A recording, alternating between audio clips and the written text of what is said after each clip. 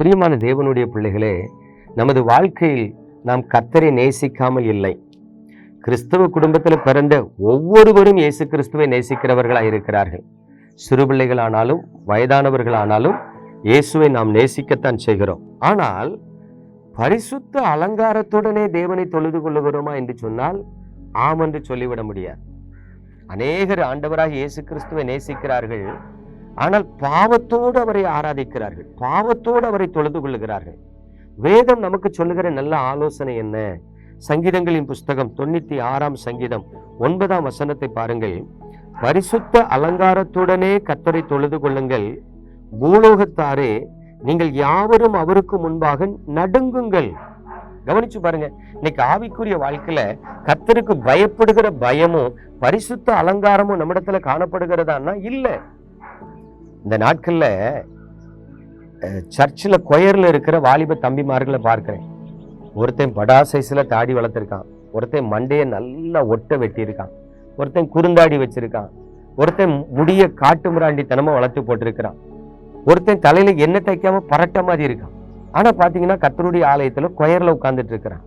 அவன் போட்டுட்டு வர்ற பேண்ட் ஷர்ட்டை பாருங்க, ஒருத்தன் டைட்டா போட்டிருக்கான், கரண்டைக்கு மேல கால் தெரியுற மாதிரி, இன்னொருத்தன் தொலைன்னு போட்டிருக்கான், காலுக்கு கீழே உரைச்சி.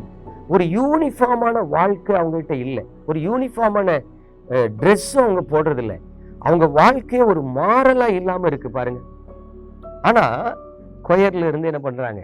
கர்த்தரை பாட வராங்க. அவங்களுக்கு தாளந்து இருக்கு, பாடல் தாளந்து இருக்கு.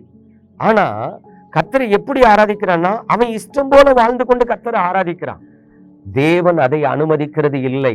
அதே போல சபைக்கு வருகிற விசுவாசிகளை பாருங்க, சில பெண்கள் நல்லா உற்சாகமா கைத்தட்டி பாட்டு பாடுவாங்க, சில பெண்கள் அப்படி டீசெண்டா, நான் டீச்சர் தெரியுமா, நான் பேங்க் ஸ்டாஃப் தெரியுமா, நான் பெரிய பணக்காரி தெரியுமா, என்னமோ அந்த பிடிச்சு வச்ச பொம்மை மாதிரி உட்கார்ந்துட்டு அவங்க பாடக்கூட மாட்டாங்க. கைத்தட்டுனா உடுத்திருக்க ட்ரெஸ் மேக்கப் கலைஞ்சிருமா, அடிக்கடி ட்ரெஸ்ஸை தான் இழுத்து விட்டுக்கிட்டு இருப்பாங்க. பாருங்க, தேவனை ஆராதிக்கிறோம் என்கிற உணர்வு அந்த ஜனங்களுக்குள்ள இல்லை.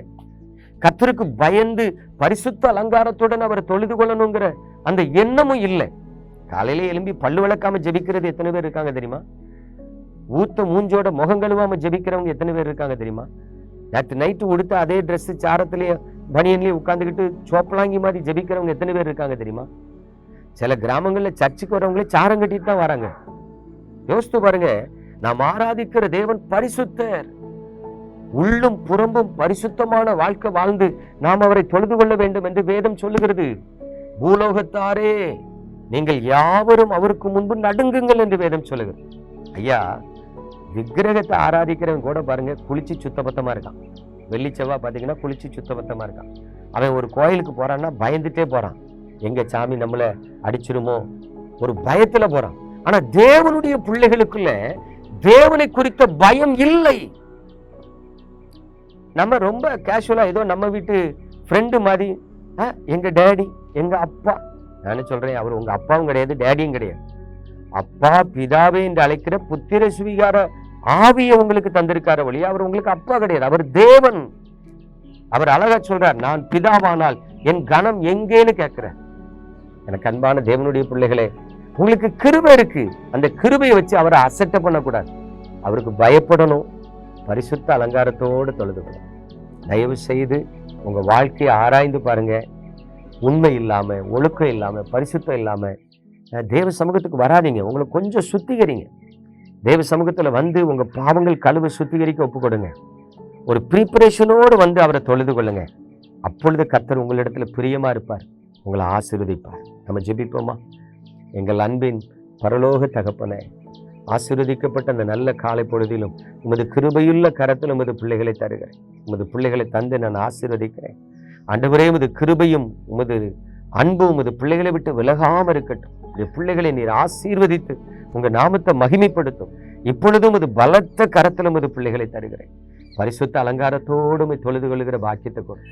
இயேசு கிறிஸ்துவின் அற்புத நாமத்தில் ஜெபிக்கிறேன் நல்ல பிதாவே, ஆமென்.